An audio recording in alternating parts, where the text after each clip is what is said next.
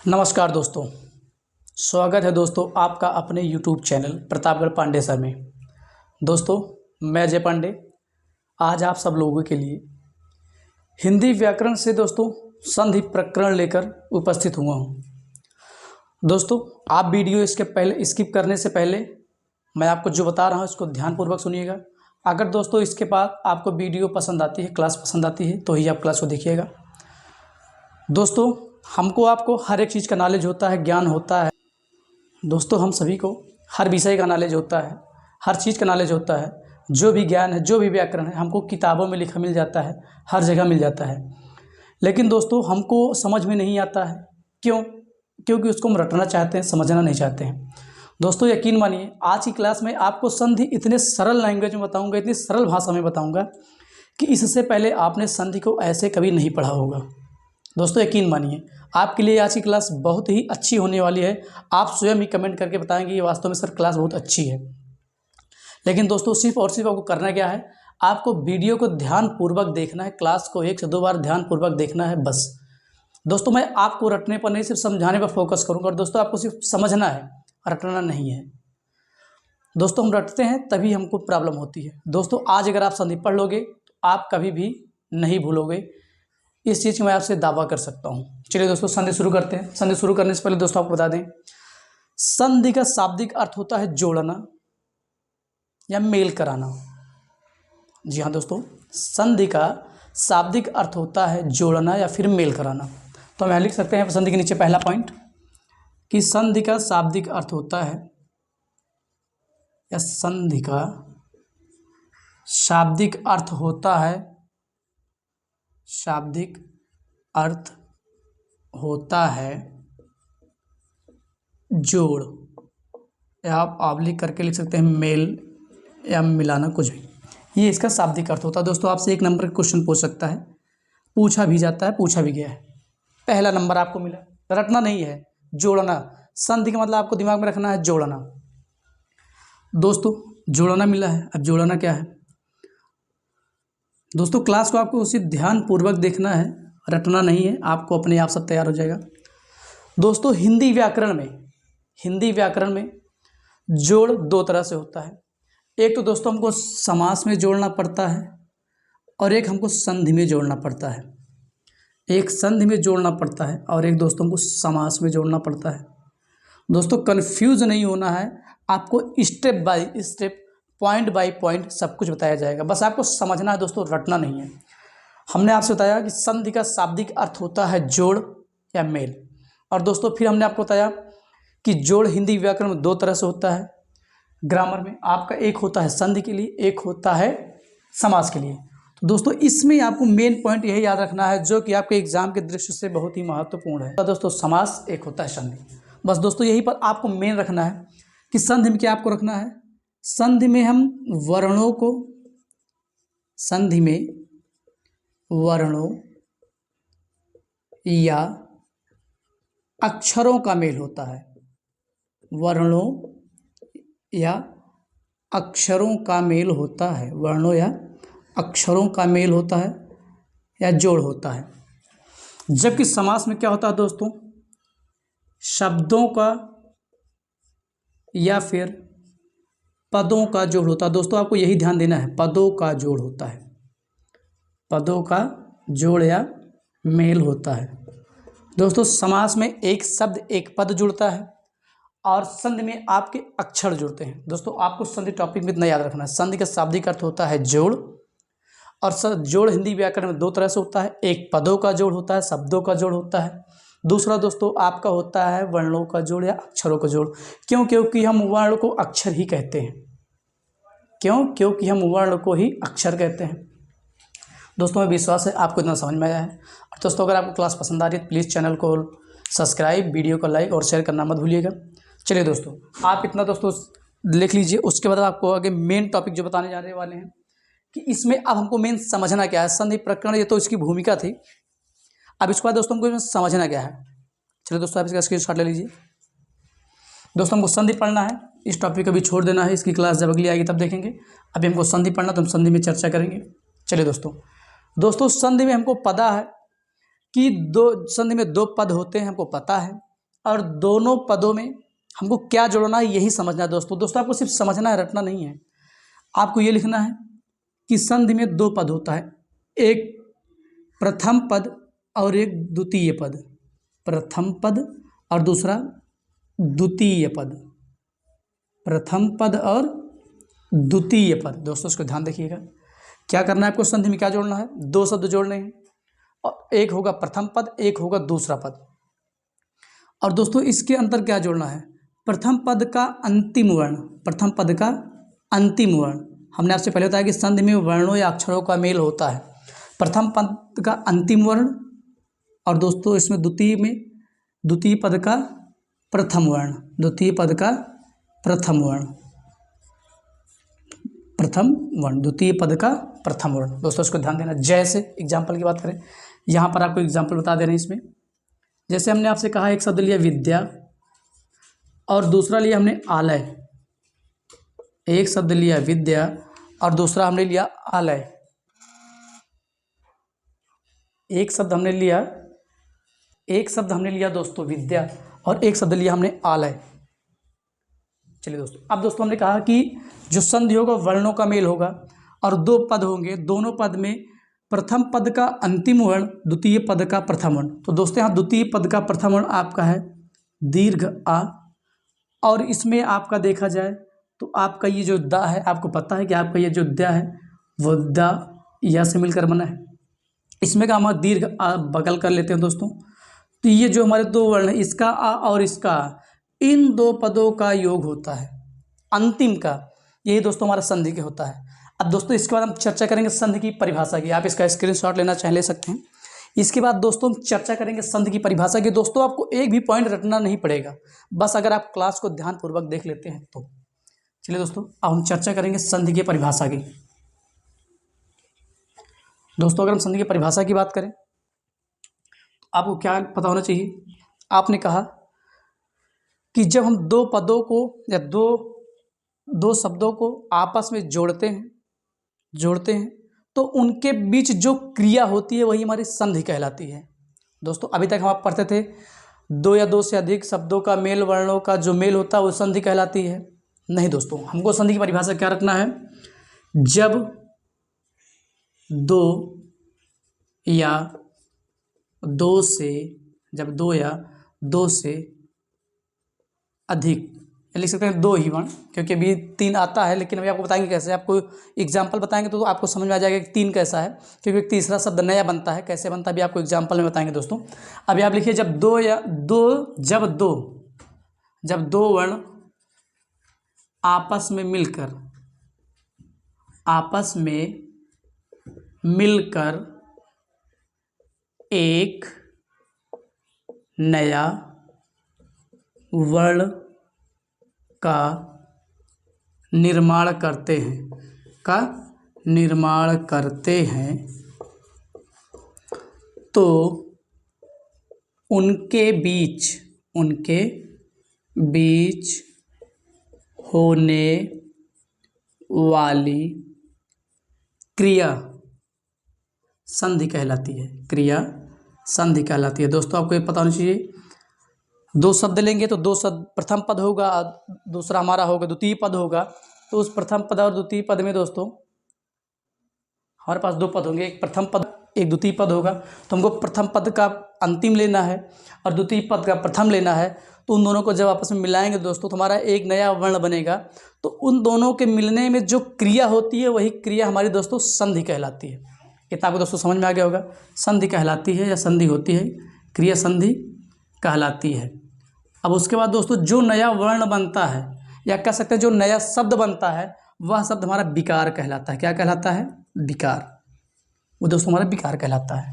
दोस्तों ये संधि की परिभाषा है। जब दो शब्दों को आपस में जोड़ते हैं तो उनसे जो नया शब्द बनता है वो विकार कहलाता है, तथा उनके बीच में जुड़ने वाली जो क्रिया होती है वही क्रिया दोस्तों हमारे संधि कहलाती है। दोस्तों चलिए ये है संधि की परिभाषा। एग्जाम्पल आपको हमने बता ही दिया है, अभी दोस्तों आपको बड़े आसानी से स्पष्ट हो जाएगा। अब दोस्तों मैं चर्चा करते हैं संधि के प्रकार की। किसकी, जो मेन टॉपिक हमारा है संधि के प्रकार। दोस्तों रटना नहीं है, समझना है। और आपको पता भी होगा कि संधि तीन प्रकार की होती है। और अगर दोस्तों नहीं भी पता, आप ट्रिक से समझ लीजिए। आपका संधि शब्द है, संधि शब्द में आपका सा है और ये अर्धाक्षर यानी आधा है, व्यंजन हमेशा आधा होता है।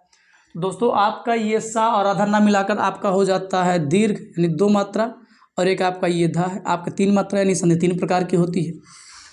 और दोस्तों यहीं पर आप समझ लीजिए संधि 3 प्रकार की ही क्यों होती है, चौथी क्यों नहीं होती है, दूसरा क्यों नहीं होता। यह भी आपके लिए इंपॉर्टेंट है कि संधि 3 ही प्रकार की क्यों होती है।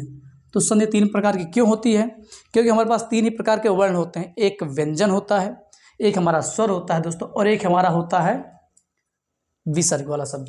3 ही शब्द होते हैं, 3 प्रकार के वर्ण होते हैं, इसीलिए दोस्तों हमारे 3 प्रकार की संधि होती है। कौन कौन से होते हैं? एक तो हमारा स्वर वर्ण होता है, स्वर वर्ण होता है। दूसरा हमारा जो है, एक तो हमारा होता है स्वर वर्ण, दूसरा हमारा होता है व्यंजन वर्ण, और तीसरा दोस्तों हमारा होता है विसर्ग वाले वर्ण। इसीलिए दोस्तों संधि भी 3 प्रकार की होती है, इन्हीं तीनों से हमारी संधि भी बनती है। और दोस्तों अगर हम संधि की प्रकार की बात करें तो हमने आपको बताया संधि 3 प्रकार के होते हैं। कौन कौन से? अब यही स्वर है तो हम कह सकते हैं स्वर संधि, और दूसरा हमारा हो जाएगा दोस्तों व्यंजन संधि, और तीसरा हमारा हो जाता है विसर्ग संधि। यही दोस्तों हमारे 3 प्रकार की संधियां हो जाती हैं, स्वर संधि, व्यंजन संधि और दोस्तों विसर्ग संधि। यही हमारी 3 प्रकार की संधियां हो जाती हैं, नंबर 1, नंबर 2 और नंबर 3। अब दोस्तों हम शुरू करेंगे स्वर संधि। दोस्तों यकीन मानिए आपको संधि से ऐसी आज ट्रिक बताऊंगा कि आप कभी नहीं भूलेंगे संधि। अगर आप पहली बार पढ़ रहे हैं तो और अच्छा है, और अगर आप इसके पहले पढ़े हैं हमेशा आप भूल जाते थे या कन्फ्यूज हो जाते थे, तो आज के बाद दोस्तों आपको ऐसी कोई भी समस्या नहीं होगी। चलिए दोस्तों आप एक स्क्रीनशॉट ले लीजिए। अब उसके बाद हम पढ़ेंगे स्वर संधि क्या है। अब दोस्तों चर्चा करते हैं स्वर संधि की। किसकी? स्वर संधि की। स्वर संधि है क्या? बहुत सरल टॉपिक है, बस समझने मात्र की देरी है। चलिए दोस्तों हम संधि पढ़ रहे हैं आज। कौन सी? स्वर संधि। चलिए दोस्तों स्वर संधि का मतलब क्या है दोस्तों? कि जब स्वर का मेल स्वर से हो, यानी प्रथम पद का अंतिम वर्ण भी स्वर हो और द्वितीय पद का प्रथम वर्ण भी स्वर हो, तो स्वर संधि कहलाती है। दोस्तों हमको समझना है कि जब प्रथम पद का अंतिम वर्ण भी स्वर हो तथा द्वितीय पद का प्रथम वर्ण भी स्वर हो, तो हमारी स्वर संधि कहलाती है। और दोनों आगे आपको बताएंगे कब समान होना चाहिए, कब असमान होना चाहिए, समान होने पर कौन सी संधि होगी, असमान होने पर कौन सी संधि होगी। दोस्तों अभी आपको समझना है स्वर। तो आपको पता है हमारे संस्कृत व्याकरण में, हमारे संस्कृत व्याकरणाचार्य जी ने स्वरों की संख्या 9 बताई है। तो उन 9 स्वरों का जब आपस में मेल होगा, यानी पहला पद जो होगा उसका अंतिम वर्ण भी स्वर हो और दूसरा पद जो है उसका प्रथम पद भी जब स्वर हो, तो दोस्तों हमारी स्वर संधि कहलाएगी। तो इसकी परिभाषा लिखने की दोस्तों ज़रूरत नहीं है। अब हम टॉपिक चर्चा करते हैं, हमको स्वर संधि में पढ़ना कौन कौन सी है। दोस्तों सबसे पहले हमको पढ़ना है दीर्घ स्वर संधि, दीर्घ स्वर संधि।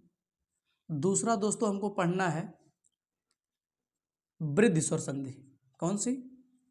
वृद्धि स्वर संधि, वृद्धि स्वर संधि। दोस्तों मैं जिस क्रम से आपको पढ़ा रहा हूँ आप उस क्रम से पढ़िएगा, आप कभी नहीं भूलेंगे, आप मेरा यकीन कर सकते हैं क्लास देखकर। तीसरा दोस्तों हम पढ़ेंगे गुण संधि, और चौथा दोस्तों हम पढ़ेंगे यण स्वर संधि। चौथा पढ़ेंगे यण स्वर संधि। और हम दोस्तों पांचवा जो पढ़ेंगे वो पढ़ेंगे अयादि स्वर संधि। पांचवा जो पढ़ेंगे दोस्तों वो पढ़ेंगे अयादि स्वर संधि। दोस्तों आप इसका स्क्रीनशॉट ले सकते हैं कि हिंदी में हमको अगर संधि पढ़ना है तो 5 प्रकार की पढ़नी है, और संस्कृत में दोस्तों पढ़ना है तो हमें मैक्सिमम 7 संधि पढ़नी होती है। 5 ये होता है, एक आपका आता है पूर्व रूप, एक आ जाता है पर रूप। जब संस्कृत क्लास लाएंगे तब उसमें बताएंगे। अभी आप समझिए आपको हिंदी में 5 यही स्वर में 5 प्रकार की संधियाँ पढ़नी है। एक दीर्घ स्वर संधि, वृद्धि स्वर संधि, गुण स्वर संधि, यण स्वर संधि और अयादि स्वर संधि। दोस्तों हम चर्चा करेंगे आज दीर्घ स्वर संधि की, इसकी दीर्घ स्वर संधि की। चलिए दोस्तों इसमें आपको पढ़ना क्या है, समझना क्या है, रटना नहीं है दोस्तों, बस आपको समझना है।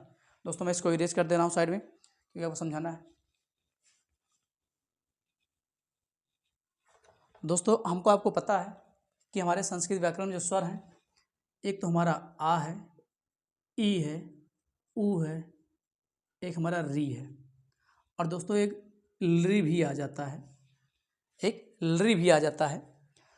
दोस्तों हमको आपको पता है कि लरी का तो दीर्घ नहीं होता, हमको आपको पता है लरी का दीर्घ नहीं होता, किंतु किंतु हमारा जो सॉरी दोस्तों, हम हिंदी पढ़ा रहे हैं, संस्कृत की बात ले रहे थे। चार यह हैं हमारे हिंदी में, चार स्वर हैं हमारे, जो हमारे ये मूल स्वर कह सकते हैं या फिर कह सकते हैं हारस्व स्वर। मूल है हारस्व स्वर चार है, संस्कृत में 5 हैं, लरी भी आ जाता है। संस्कृत में स्वरों की संख्या 9 होती है, हिंदी में स्वरों की संख्या 11 होती है। तो हमको पता है इन तीनों जो चार वर्ण लिखे हैं, आ, हरस्व ई, हरस्व उ और हरस्व री, इनका दीर्घ भी होता है। क्या होता है दोस्तों? दीर्घ भी होता है। यानी अगर हम इसके दीर्घ की बात करें तो इसका दीर्घ हो जाएगा आ, इसका हो जाएगा ई, इसका दोस्तों हो जाएगा उ, और इसकी हो जाएगी दोस्तों री। ये दोस्तों होगा कैसे? अब हमको दीर्घ स्वर संधि में दोस्तों समझना कैसे है, वैसे आपको रटना नहीं है। अभी आप संस्कृत पढ़ लेते हैं, मैं आपको सूत्र बता देता, सूत्र यहाँ भी बता सकता हूँ, लेकिन दोस्तों थोड़ा हमको समझने में दिक्कत होगी। लेकिन आपको जब मैं इस भाषा में समझाऊंगा तो आपको कोई भी दिक्कत नहीं होगी। दोस्तों दीर्घ मतलब होता है बड़ा, दीर्घ मतलब बड़ा। कोई चीज़ बड़ा कब होगा? जब एक ही चीज़ से मिलेगा, एक ही चीज़ होगा तभी बड़ा होगा।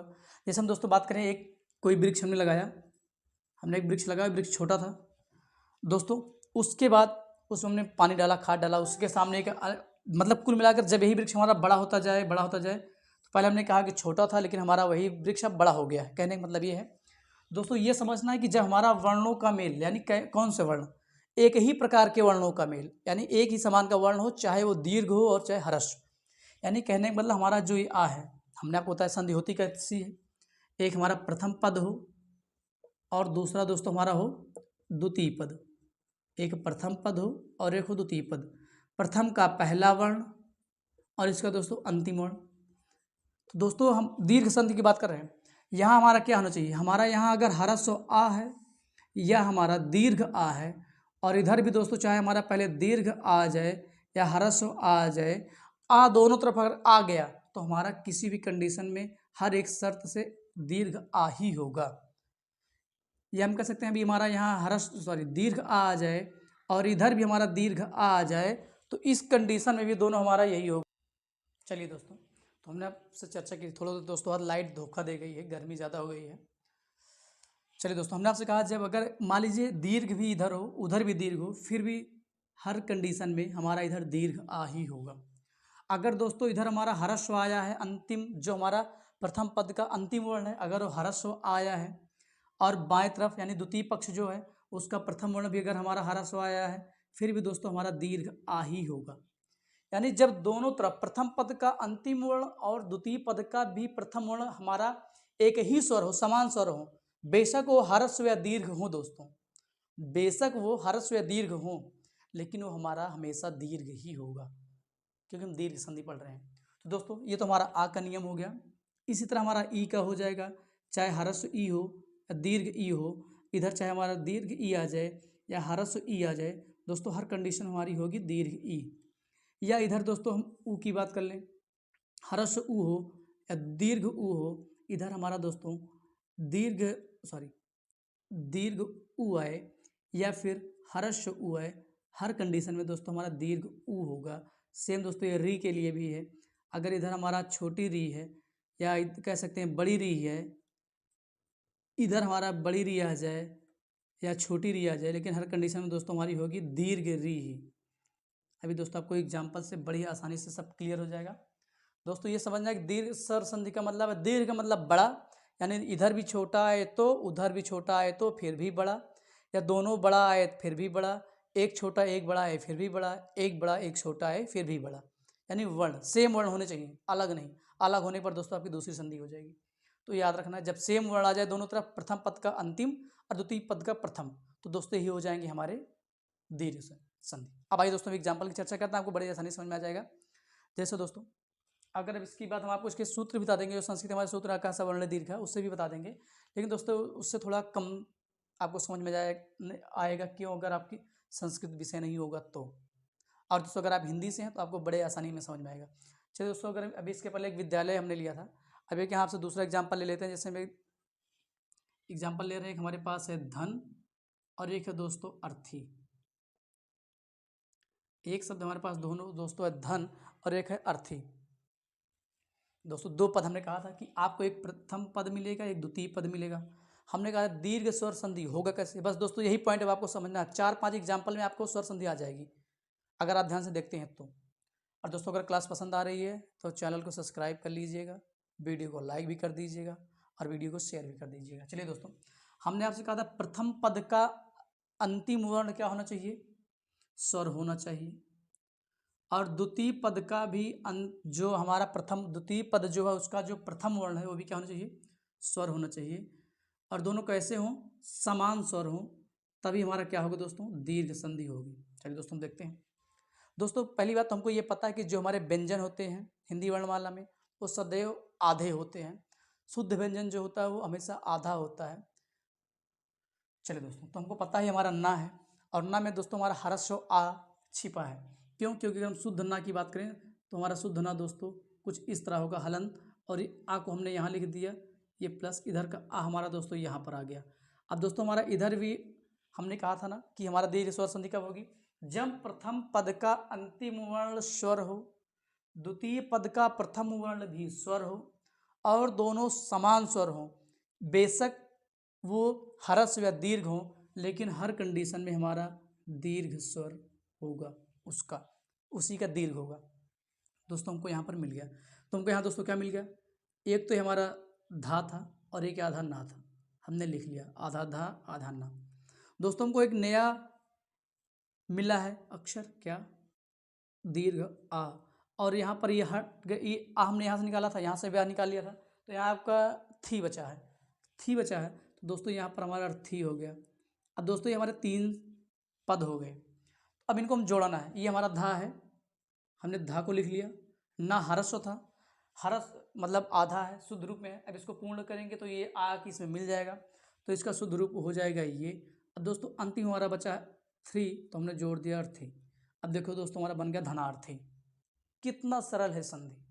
आपको संधि दोस्तों बहुत कठिन लग रही होगी, लेकिन अब आपको एक ही एग्जाम्पल में समझ में आ गया होगा कि वास्तव में संधि बहुत ही सरल टॉपिक है। कितना सरल टॉपिक है दोस्तों। इसके बाद मैं आपसे एक एग्जाम्पल की और चर्चा कर लेता हूँ, आपको बड़े आसानी समझ में आ जाएगा। जैसे दोस्तों बात करें, हमारे पास दूसरा है एग्जाम्पल, शुभ प्लस आगमन, शुभ प्लस आगमन। चलिए दोस्तों हमने कहा था कि हमारे पास संधि में हमेशा 2 पद होंगे, एक प्रथम पद एक द्वितीय पद, और संधि में दोस्तों हमेशा हम वर्णों का मेल करते हैं। चलिए दोस्तों वर्णों का मेल कर रहे हैं, और आपसे बताया है स्वर संधि वही होगी दीर्घ स्वर संधि जिसमें सेम वर्ण आए, बेशक वो ह्रस्व या दीर्घ हो। तो दोस्तों सेम जैसे यहाँ पर हमने किया था, भा है, हम भा से ह्रस्व माँ को अलग कर दे रहे हैं। अभी भा आधा हो गया शुद्ध रूप, इसका आ गया दोस्तों, यहाँ पर दीर्घ आ गया है। हमने बताया था सेम स्वर आए, बेशक ह्रस्व या दीर्घ हो, आ गया सेम। तो दोस्तों यहाँ इसका दीर्घ हो जाएगा, क्या हो जाएगा, दीर्घ आ। दोस्तों को एक नया शब्द यहाँ पर मिल गया है, वर्ण दीर्घ आ। अब यहाँ पर गमन बचा है, यहाँ पर दोस्तों आपका हो गया शुभ, यह भी ह्रस्व ही होगा, प्लस दीर्घ आ प्लस गमन। क्यों, क्योंकि इस आ को हमने यहाँ पर लिख लिया है, इन दोनों को जोड़ना पर मिला है, आपको मिल गया गमन। अब दोस्तों इसको मिला देना, कुछ ही नहीं करना है। क्या हो गया आपका शु, अभी ये ह्रस्व था, अभी आएगा मिल जाएगा इसमें, शुभा हो गया। अब एक गमन बचा था, गमन, शुभागमन। दोस्तों अब आप बताइए कमेंट करके कि आपको क्लास कैसी लगी। चलिए दोस्तों इसके बाद हम एक आध 2 एग्जाम्पल की और चर्चा कर लेते हैं। आप इसका स्क्रीनशॉट ले लीजिए दोस्तों। चलिए दोस्तों ई वाले शब्द की चर्चा कर लेते हैं। आपको दोस्तों अगर आप कहेंगे तो हम आपको प्रैक्टिस सेट दे देंगे, लेकिन दोस्तों हमको प्रैक्टिस सेट से कोई मतलब नहीं है। जब हमारा कॉन्सेप्ट क्लियर हो जाएगा, हमारा जो उसका तथ्य है वो क्लियर हो जाएगा, तो दोस्तों हमको किसी भी एग्जाम्पल को रटने की ज़रूरत नहीं है। हमारे मन में ये दिमाग में ये बन गया है कि जब 2 दीर्घ स्वर संधि कब होगी, जब हमको 2 वर्ण समान मिल जाए, एक ही हो, चाहे वो ह्रस्व हो या दीर्घ हो, तो हर कंडीशन में वो दीर्घ बनेगा। तो दोस्तों हमारी वो दीर्घ स्वर संधि हो जाएगी। और आपको करना कैसे मैंने आपको बता दिया है। अब दोस्तों हम यहाँ पर चर्चा कर लेते हैं ई वालों की, यानी जो हमारे ई, ये तो आ से था, अब हम ई से चर्चा कर लेते हैं। जैसे दोस्तों हम बात करें, यानी किस कंडीशन में, चाहे ई हो या दीर्घ ई हो, प्लस दीर्घ ई या आपकी ह्रस्व ई हो, लेकिन हर कंडीशन में आपका होगा दीर्घ ई। अब हम ई वाले एग्जाम्पल की चर्चा कर लेते हैं दोस्तों। चलिए ये दोस्तों हमारे पास एक शब्द है रवि धन इंद्र, रवि धन इंद्र। तो दोस्तों आपको यहाँ पता है आपका वाह है, वाह को आप मात्रा हटा दीजिए तो आपका हो जाएगा शुद्ध रूप में हलंत के साथ। उसके बाद आपकी हो गई ई। उसके बाद दोस्तों आपका ये भी ई बाहर आ गया, तो ये ई और ये ई मिलकर दोस्तों आपका हो गया दीर्घ ई। दोनों हर्ष ई मिलकर आपकी हो गई दीर्घ ई। अब दोस्तों आपको मिल गया यहाँ पर नया वर्ण। अब उसके बाद दोस्तों हमको ये लिखना, हमने र लिख लिया, व लिख लिया, ये आधा था। अब ये जब बड़ी ई की मात्रा इसमें आएगी दोस्तों आपकी हो जाएगी, सॉरी आपका हो जाएगा ये बड़ी की मात्रा रवि, और आपका इंद्र बचा था, आपका रविंद्र हो गया। अगर जैसे हमने यहाँ पर किया तो आप भी करना चाहें तो आपके पास नया शब्द मिला है, आपको मिला है रव प्लस ई प्लस इंद्र। आप इसको जोड़ लीजिए, आपका ये दीर्घी जो है इसमें आएगी तो आपकी हो जाएगी, सॉरी दोस्तों उल्टा लिख दे रहे हैं, रवि और ये आपका जुड़ गया रविंद्र, ये हो गया आपका रविंद्र। बस दोस्तों संधि बहुत ही संधि की क्लास सरल है, बस आपको समझने मात्र की देरी है। दोस्तों और एग्जाम्पल की चर्चा कर लेते हैं। एक तो हमने आपको रविंद्र बता दिया। अब दूसरा दोस्तों हम बात कर लेते हैं आपसे, कुछ भी जो आप कहें, आपके मन में कोई भी हो तो आप परिभाषा कमेंट में बता सकते हैं। जैसे एक शब्द दोस्तों है ग्रीस, कौन सा, ग्रीस। दोस्तों अभी आपको इसको पहचानने का भी तरीका बताएंगे, ग्रीस। चलिए दोस्तों हमको ये तो पता होता है अगर संधि विच्छेद करने के लिए कहा जाए हम संधि विच्छेद कर लेते हैं, लेकिन हमसे पूछा जाता है इसमें संधि कौन सी है या फिर इसकी संधि विच्छेद क्या होगी। हमसे पेपर में ही क्वेश्चन पूछता है कि संधि क्या है या संधि विच्छेद क्या है, मतलब ये इसमें कौन सी संधि है या इसका संधि विच्छेद क्या होगा। यही दो तरह के दोस्तों अधिकतर हमारे क्वेश्चन बनते हैं और उसी हमको यहाँ समझना है। हम तो दोस्तों बता देते हैं ये संधि है, लेकिन जब विच्छेद पूछता है तो हमको वहीं दिक्कत होती है और हमको दोस्तों स्पेशल विच्छेद ही समझना है और कुछ नहीं। दोस्तों अभी आपको समझने का तरीका बताएंगे, चलिए यहीं बता देते हैं। पहली बात दोस्तों, इसे हमको लिखा है ग्रीस, हमको ये तो पता है तो ग्रीस हो जाएगा, ग्रीस हो जाएगा। लेकिन दोस्तों क्या अगर विच्छेद में कुछ लोग तो गिरिधनी ईस आपको दिया गया है, गिरधन ईस दिया गया है, ठीक है दोस्तों, और आपको दिया गया है गिरि धन ईस, कुछ इस तरह से 4 ऑप्शन दिया गया है। दोस्तों हमको पता है तो गिरिधन ईस होगा, लेकिन हम क्या करते हैं कि कंफ्यूज हो जाते हैं। गिरीश तो होगा ये तो पता है, लेकिन चारों में इसका विच्छेद कौन सा होगा दोस्तों हमको नहीं पता होता अधिकतर। दोस्तों हम करते क्या, अधिकतर यही लगा देते हैं। जबकि दोस्तों हमको ये समझना है कि जो हमारे पास 2 पद हैं उन 2 पदों को हमको पढ़ना है कि क्या जो शब्द है उसका शुद्ध रूप कौन सा है। दोस्तों गिरी कोई शब्द नहीं होता है, गिरी होता है, गिरी माने पर्वत होता है, आपको भी पता है। तो शुद्ध इसमें गिरी कौन सा है आपको पता होना चाहिए, शुद्ध गिरी हमारा यही है, ये भी शुद्ध गिरी है, लेकिन यहाँ सा हलंत कर दिया गया है, आधा हो गया है, इसलिए दोस्तों हमारा ये गलत है, तो यही हमारा सही है। संधि ये भी करने का तरीका आपको दोस्तों बता दे रहे हैं, आप भूलिएगा मत। आपको संधि में शुद्ध रूप पकड़ना, उसका शुद्ध अक्षर यानी शुद्ध शब्द कौन सा होगा। जैसे लघु होगा कि लघु होगा, वधु होगा कि वधु होगा। तो दोस्तों इन सब चीज़ों को हमको समझना है शुद्ध कौन सा है, जो शुद्ध होगा वही आपको उसका विच्छेद हो जाएगा। और अगर आपको विच्छेद भी करना है तो विच्छेद करने का तरीका है। चलिए दोस्तों हम ग्रीस का संधि विच्छेद करते हैं, तो ग्रीस का संधि विच्छेद क्या हो जाएगा, विच्छेद किया, इसको बनाना कैसे है शब्द। चलिए दोस्तों यहाँ पर हमारा रा है, हमने रा को अलग कर दिया, और यहाँ पर ई थी, इसको हमने अलग कर दिया, और इधर दोस्तों हमारी दीर्घ ई है, तो हरस ई दीर्घ ई मिलकर बन गई बड़ी ई यानी दीर्घ ई। तो यहाँ दोस्तों हम गिर हई है, ये हो गया गिर प्लस ई और श। चलिए इसको हम जोड़ देते हैं आपस में, राधा है, बड़ी आएगी, बड़ी हो जाएगा हमारा गिरी, और ये हो जाएगा हमारा स, ग्रीस। तो दोस्तों ये ग्रीस की संधि विच्छेद है, ये करने का तरीका है। दोस्तों आपको क्लास कैसी लग रही है प्लीज़ कमेंट में जरूर बताइएगा। चलिए दोस्तों आप इसका स्क्रीनशॉट ले लीजिए, उसके बाद हम चर्चा करेंगे इसके आगे की, जो ऊ से हमारे बनते हैं। चलिए यही साइड में लिख लेते हैं। जैसे दोस्तों हमारे पास शब्द आ ही गया, अभी हमने चर्चा किया था, हमारे पास एक शब्द है लघु और एक शब्द है ऊर्मी।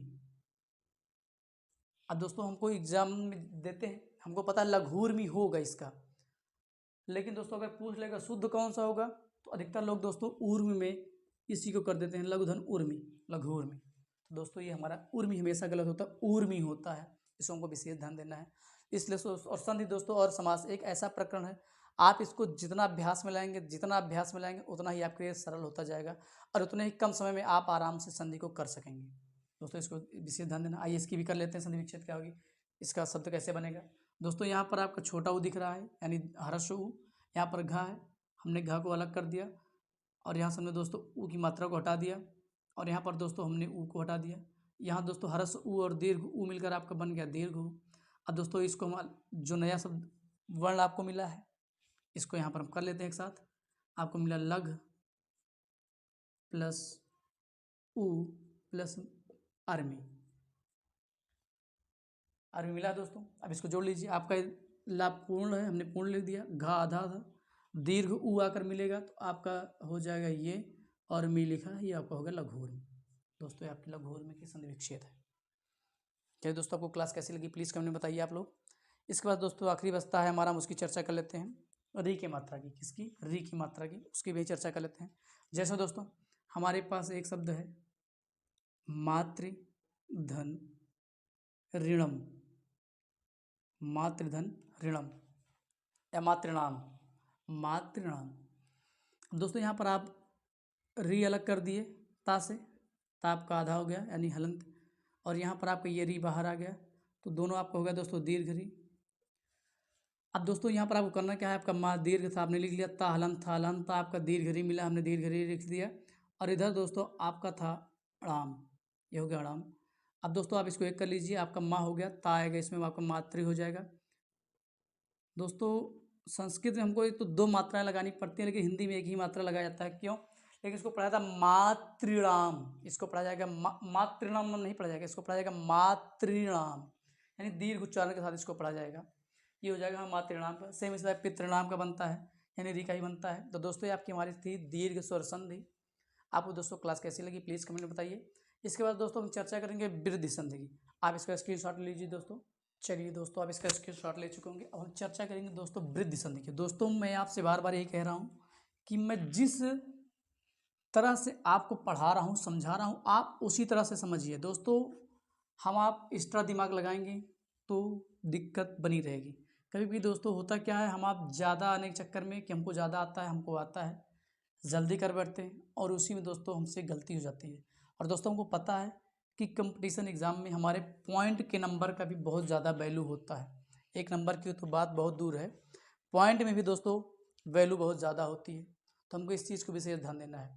दोस्तों आपने पढ़ा दीर्घ स्वर संधि, अब उसके बाद दोस्तों हम पढ़ेंगे वृद्धि स्वर संधि, इसके बाद हम पढ़ेंगे गुण स्वर संधि, फिर यण स्वर संधि। दोस्तों अब आपको जो मैं वृद्धि बताने जा रहा हूँ, यकीन मानिए आपने इससे पहले वृद्धि संधि ऐसा कभी नहीं पढ़ा होगा, और दोस्तों आपको एक बार में समझ में आएगा। चलिए हम चर्चा करते हैं वृद्धि स्वर संधि की। किसकी दोस्तों? वृद्धि स्वर संधि की। दोस्तों वृद्धि क्या है? दोस्तों थोड़ा हम स्वर की चर्चा करेंगे, आपको रटना नहीं समझना है कॉन्सेप्ट।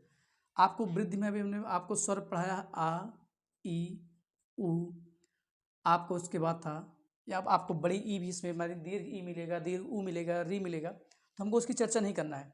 बस दोस्तों हम आपको यही कहना चाहते हैं कि हमने आ ई उ री इनके ह्रस्व और दीर्घ रूप को पढ़ लिया दीर्घ स्वर संधि में, तो अब हमको इनको नहीं पढ़ना है। अब हमको जितनी भी संधि अधिकतर पढ़नी है स्वर में, हमको इस ह्रस्व आ और दीर्घ आ से मतलब है। दोस्तों वृद्धि संधि में हमको यही समझना है कि हमको किससे मतलब है, हमको दीर्घ आ और ह्रस्व आ से मतलब है। दोस्तों मैं संस्कृत में इसके सूत्र बता सकता हूँ, दो सूत्र है, एक तो है वृद्धि रेचि और एक है वृद्धि दा रेचि। तो दोस्तों दो संधि, एक वृद्धि रेचि एक वृद्धि रा दैच, दो संधि है। उससे किस तरह होता है, मतलब इस सूत्र में है वृद्धि में, उससे आपको हो सकता है ना समझ में, इसलिए आपको हिंदी में बता रहे हैं। अगर आपको संस्कृत भी जानना होगा बताइए, मैं इसमें संस्कृत उसको बता दूंगा, अभी अंत में बता भी दूंगा। लेकिन दोस्तों पहले आप इसको हिंदी में समझिए। हिंदी में क्या है कि दोस्तों अब जितनी भी संधियाँ हैं आपकी वृद्धि है, आपकी गुण, तीन संधि, यानी एक आपकी दीर्घ स्वर संधि, गुण स्वर संधि और एक आपकी वृद्धि स्वर संधि। इन तीनों में दोस्तों आपका ई का पूरा खेला है, सॉरी ह्रस्व आ और दीर्घ आ का। तो दोस्तों हमने स्वर संधि पढ़ लिया है, अब हमको पढ़ना है गुण सॉरी वृद्धि स्वर संधि। वृद्धि में क्या करना है दोस्तों, हमको सूत्र की चर्चा कर देते हैं। दोस्तों हमारे पास सूत्र जो है पहला, वो एक तो है वृद्धि रेचि, दोनों एक में होगा, और एक दोस्तों हमारा वृद्धि रा दैच, वृद्धि रा दैच। दोस्तों हम इसको अगर इसके भी मतलब इसको अलग करेंगे, वर्ण विच्छेद करेंगे, तो यहाँ हमारा निकलेगा एच प्रत्याहार और यहाँ पर दोस्तों निकलेगा एच प्रत्याहार। दोस्तों आपको पता है, आपको संस्कृत क्लास में पढ़ाया गया था, आपके जो प्रत्याहार होते हैं आ यूण रील रिक ए ओंग आई औच, तो एच आपका आया, यानी आपका होता नहीं ए ओंग, ए ओ आपका हो जाएगा आई आओ, ये आ जाएगा। और इसमें दोस्तों आपका आएगा आए आओ। कहने का मतलब है कि जब आपको बताया कि संधि चाहे जो भी पढ़ें, चाहे स्वर संधि पढ़ें, चाहे व्यंजन पढ़ें, चाहे दीर्घ पढ़ें, तीनों में आपका दोस्तों एक प्रथम पद होगा और एक आपका दोस्तों होगा द्वितीय पद। और स्वर संधि में आपको पता है कि हर कंडीशन में स्वर होना चाहिए। अगर दोनों तरफ समान हो जाएगा तो आपका दोस्तों हो जाएगा दीर्घ स्वर, और असमान होगा तो वो आपका अलग स्वर हो जाएगा। तो दोस्तों हम पढ़ रहे हैं अभी वृद्धि स्वर संधि। तो कहने का मतलब जब प्रथम पद का अंतिम वर्ण आपका ह्रस्व आ या दीर्घ आ हो, ह्रस्व आ या दीर्घ आ हो, और द्वितीय पद का प्रथम पद आपका ए हो, आए हो, या फिर आपका ओ हो या अ हो, हर कंडीशन में आपका ये अ ही रहेगा और ये आपका औ ही रहेगा। दोस्तों समझिए, इस सूत्र का कहने का मतलब यही है कि वृद्धि रेच वृद्धिदार एच, यानी कहने का मतलब एच प्रत्याहार निकालेंगे तो आपका आएगा ए ओ ए औ, ए ओ ए औ, एच ए औ। कहने का मतलब जब प्रथम पद का अंतिम वर्ण ह्रस्व या दीर्घ आ हो, द्वितीय पद का प्रथम पद, द्वितीय पद का प्रथम पद आपका ए हो, आय हो, ओ हो, औ हो, हर कंडीशन में जब आ ए मिलेगा तो सदैव आपका ए ही रहेगा, आ ओ या औ मिलेगा तो फिर भी आपका औ ही रहेगा। अभी दोस्तों आपको एग्जाम्पल से बहुत ही आसानी से स्पष्ट हो जाएगा। चलिए मैं एक दो एग्जाम्पल की चर्चा कर लेते हैं, जैसे हमारे पास ये बहुत फेमस है, जो कि एग्जाम में कई बार आया है, आने की संभावना भी होती है। हमारे पास दोस्तों महाधन औषधि, कौन सी है? महाधन औषधि, महाधन औषधि। चलिए दोस्तों इसको हम देखते हैं कैसे हो गई है। हमारे पास है महाधन औषधि। दोस्तों जैसे इसके पहले हमने किया था हाँ है, हाँ को हम शुद्ध रूप में लिख लेते हैं तो हमारा कुछ इस तरह हो जाएगा। हमारा दीर्घ आ बाहर आ जाएगा, प्लस है इधर आओ आ जाएगा। हमने बताया आपको वृद्धि संधि में जब प्रथम पद का अंतिम वर्ण क्या हो, ह्रस्व आ या दीर्घ आ हो, द्वितीय पद का प्रथम पद ओ हो या अ हो, तो दोनों मिलकर हमेशा जो होगा दीर्घ औ ही होगा। चलिए दोस्तों हमको एक नया शब्द मिला है, नया वर्ण मिला है, क्या है? इधर हमारा है मह, प्लस आपका ये नया शब्द मिला है दोस्तों, यहाँ से तो खत्म ही हो गया, आपका बचा है सधी, आपको बचा है सधी। चलिए अब इसको जोड़ देते हैं, ये मा था और इसमें आएगा आपको हो जाएगा महो, और यहाँ दोस्तों आपको बचा है सधी, आपको हो गया महोषधि। दोस्तों यही हमारी वृद्धि संधि। क्या कठिन है, क्या नहीं समझ में आया, आप बताइए कमेंट में बताइए। कितनी अच्छी सरल संधि है, संधि से सरल हिंदी व्याकरण में कोई क्लास हो ही नहीं सकी दोस्तों।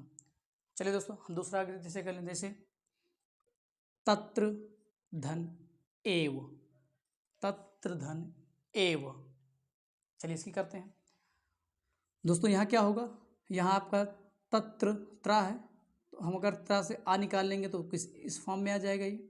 इधर आपका ए है, आपको बताया गया जब ह्रस्व आ या दीर्घ आ का मेल ए या ऐसे होगा तो हर कंडीशन में आपका दोस्तों ए ही आएगा। चलिए अब इसको हम जोड़ लेते हैं, हमारा क्या हो जाएगा, ये हो जाएगा तत्र प्लस ए, तत्र प्लस ए व, यही हो जाएगा दोस्तों हमारा। चलिए इसको जोड़ लीजिए, ता है ये त्राधा ये मात्रा आएगा आपका हो जाएगा ए, और आपको बच्चा है व, तत्रेव। कितना सरल है दोस्तों, आप बताइए क्या कठिन है इसमें। और दोस्तों क्लास पसंद आ रही है प्लीज़ आप वीडियो को लाइक कर दीजिएगा, चैनल को सब्सक्राइब कर लीजिएगा दोस्तों, ताकि इससे आने वाली क्लास आपको बड़ी आसानी से उपलब्ध हो सके। चलिए दोस्तों आप इसका स्क्रीन शॉट लीजिए, दूसरे एग्जाम्पल की चर्चा कर लेते हैं। एक दो एग्जाम्पल आपको और इसमें बता देते हैं दोस्तों। हमको एग्जाम्पल बताने की जरूरत नहीं, सिर्फ और सिर्फ आपको कॉन्सेप्ट क्लियर कराना है बस, और आप कॉन्सेप्ट क्लियर कर लेंगे तो वास्तव में आप कभी भी किसी भी एग्जाम में बैठे, चाहे आप यूपी टेट का एग्जाम दें, चाहे आप सुपर टेट का एग्जाम दें, चाहे आप यूपीएसआई का दें, यूपी लेखपाल का दें, यूपी पुलिस का दें, बिहार का दें, कहीं का भी आप देंगे, हिंदी से अगर संधि से प्रश्न बनेगा दोस्तों तो इसी तरह प्रश्न बनेगा। संधि से प्रश्न बनाएगा तो ये तो पूछेगा इसमें संधि कौन सी है या इसका संधि विच्छेद क्या होगा, बस दोस्तों इतना ही पूछता है। चलिए दोस्तों जैसे हमारे पास दोस्तों एक अगला एग्जाम्पल है, सदा धन एव। इसके अगर विच्छेद की बात करें तो द आपका है, इसका आप अलग कर दीजिए, आपका अलग हो गया, इधर आपका ए है और ए मिलकर आपका हो जाएगा ए। आपको एक शब्द मिल गया, आपका हो गया श द प्लस आपका हो गया दीर्घ आ, सॉरी आपका हो जाएगा ए प्लस व। इसको जोड़ दीजिए दोस्तों, सा आपका है, दा में आए जुड़ जाएगा, आपका हो गया दय, आपका व था वह सदैव।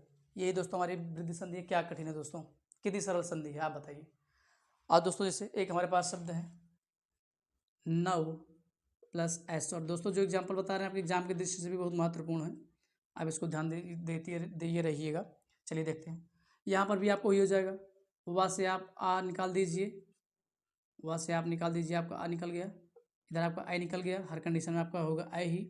चलिए जोड़ दीजिए, आपका हो गया ना वो प्लस आय प्लस स्वर्य। चलिए आपको होगा ये वा, इसमें आएगा आपका हो जाएगा नवय शौर्य। दोस्तों देखिए आपका यही हो गया वृद्धि स्वर संधि। चलिए दोस्तों आपको क्लास कैसी लगी प्लीज़ कमेंट में बताइएगा। चलिए दोस्तों, अब दोस्तों मैं आपको वृद्धि संधि पहचानने की ट्रिक बता रहा हूँ। ये तो आपके थी जो नियम है कि आपको कभी नहीं भूलेगा। दोस्तों लोग ट्रिक की भी मांग करते हैं, तो मैं आपको इसकी ट्रिक बता दे रहा हूँ। इसकी ट्रिक क्या हो जाएगी, पहली बात चलिए आप लिख लीजिएगा। चलिए दोस्तों, चलिए दोस्तों अब आपको बताते हैं कि आपको वृद्धि स्वर संधि करना कैसे, किस तरह की ट्रिक क्या है। आपको वृद्धि संधि आपको ट्रिक बता देते हैं दोस्तों, आपको जल्दी कहीं मिलेगा नहीं। दोस्तों पहली बात तो आप पहचानेंगे कैसे, जैसे आप एग्जाम दे रहे हैं, आपके पास समय कम है, एग्जामिनर कापी जमा करा रहा है और आपके पास संधि है। दोस्तों आपको उस कम समय में कैसे आपको सही अपना एक नंबर कर लेना है, तो दोस्तों आपको यह ध्यान देना है, जिस किसी शब्द में, यानी जिस किसी शब्द में आपको अधिकतर दूसरे या तीसरे, पहले पर नहीं, पहले पर आएगा तो आपका दोस्तों आयाद ही हो जाएगा, ध्यान देना है। आपको दूसरे व तीसरे शब्द पर, दूसरे व तीसरे शब्द पर अ की मात्रा दिखे, अ की या औ की मात्रा दिखे, औ की मात्रा दिखे, तो वहाँ आप दोस्तों जहाँ आपको दिखाई दे वहाँ आपको वृद्धि संधि लगा देना है, वृद्धि कर देना है। जब किसी शब्द में, यहाँ आप लिख लीजिएगा, जब किसी शब्द में दूसरे व तीसरे वर्ण पर अ की या फिर औ की मात्रा दिखे, तो आप दोस्तों 99% वहाँ आँख मूंद कर आप वृद्धि संधि लगा दीजिएगा। चलिए दोस्तों, ये तो हो गई पहचानने का तरीका। अब हमको संधि करना कैसे है, दोस्तों ध्यान दीजिएगा। हमने आपको बताया कि संधि में दो पद होंगे, एक आपको होगा प्रथम पद, दूसरा होगा आपका द्वितीय पद। दोस्तों आपको करना क्या है, जिस पर ये आपको मात्रा दिखे, जिस शब्द पर, उसको आपको प्रथम पद में कर देना है, यानी इस तरफ प्रथम पद में। जिस शब्द पर, बात समझिए दोस्तों, जिस शब्द पर आपको मिले, आपको पहली बात तो आय का मात्रा हटाएंगे तभी अलग होगा, क्योंकि ये जुड़ता है हमारा, भी आपको हमने बताया। तो आपका जिस शब्द से मात्रा हटाएंगे आप उसको प्रथम पद में कर देना है, और बाकी उसके बाद वाले को द्वितीय पद में कर देना है। दोस्तों द्वितीय पद में कर देना है।